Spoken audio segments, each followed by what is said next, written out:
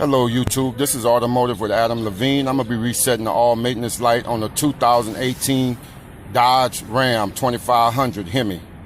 Alright, you see the dashboard right there? What I like to do, I like to use the gas pedal. So I'm going to cut the vehicle off, put it to the on position where all the lights light up on the dashboard.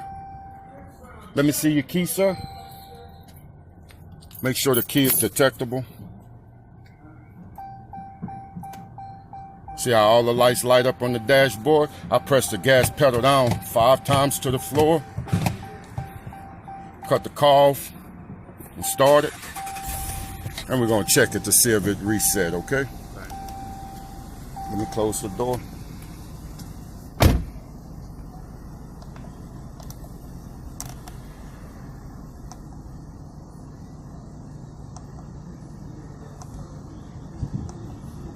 We got no messages, but I want to find the all light form.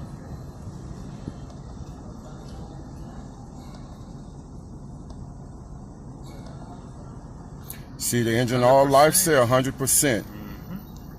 All right, subscribe to the page, Automotive with Adam Levine. Thank you.